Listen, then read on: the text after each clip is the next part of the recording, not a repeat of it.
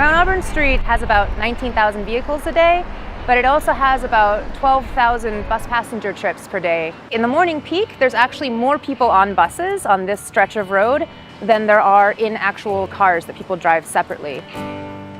Right now, you have a lot of mixed traffic. You have buses within the normal travel lane, stopping at bus stops. You have left turn lanes that are not clearly marked or very easy for people to see in advance. And so you end up with a lot of conflict, a lot of people weaving in and out of lanes, the bus is stopping. It doesn't flow very well right now.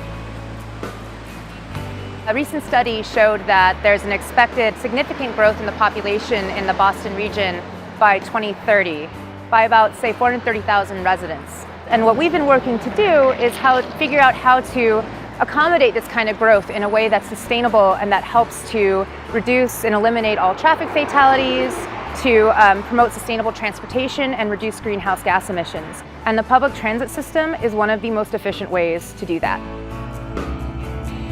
So bus priority can mean a lot of things, but this project in particular involves a few specific elements of bus priority. So the first thing that we want to do is allocate space for the buses. So that means making dedicated lanes or a dedicated short section of lane called a queue jump and paint it red and say that only buses and shuttles and other vehicles with lots of people in it can actually be in those lanes.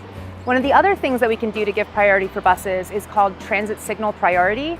Transit signal priority involves being able to detect when the bus is actually approaching the intersection and then giving it more green light or making the green light come earlier to get the bus through that intersection better.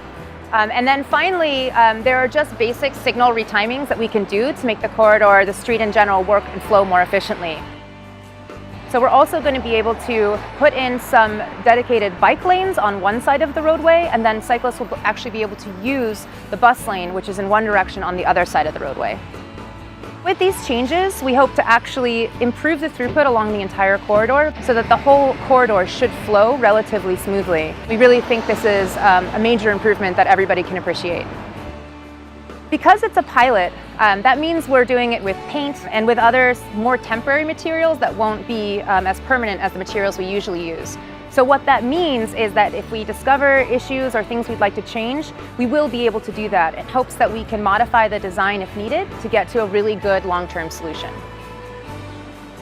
The City of Cambridge is working very closely with Watertown, and we applied for a Barr Foundation grant to do this project. This project is also very closely linked to a Department of Conservation and Recreation project to improve the intersection of Fresh Pond Parkway and Mount Auburn Street. So together, this project really becomes possible.